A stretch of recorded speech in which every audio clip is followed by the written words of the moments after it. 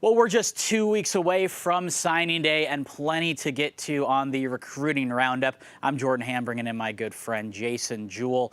And Jason, a lot to get to. We've had 5 or 6 commitments in the past 7 days. A lot of guys moving on to the next level and quite a few sleepers in that group. Yeah, there's a handful of kids that committed. There was 5 of them the last few days that made their commitments to Division I programs. And these were not guys that were heavily recruited.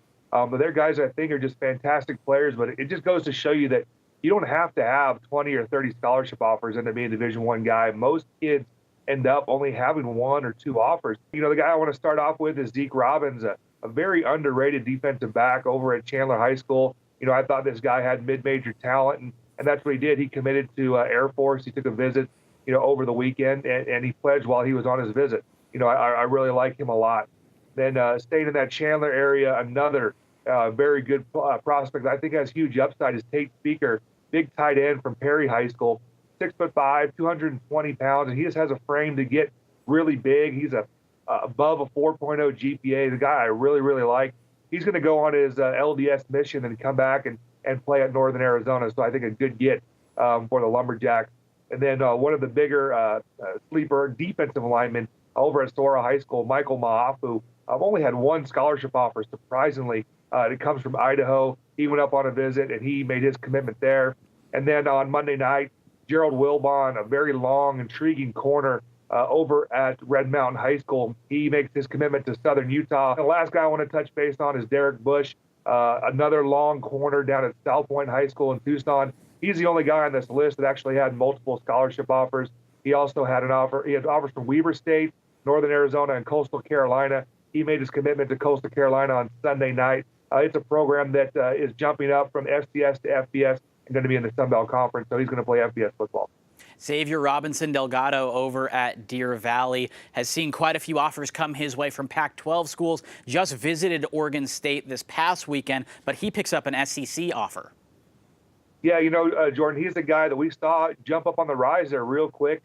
Just about a month ago, Arizona State and Arizona both offered him scholarship offers, and he deserved it. He's a very talented player, 6'4" and 300 pounds plus, and very physical player. But we saw the coaching changes that happened here in Arizona. He gets his first SEC offer, and it comes from Missouri. So we're going to see over the next 2 weeks, what Robinson's going to end up doing.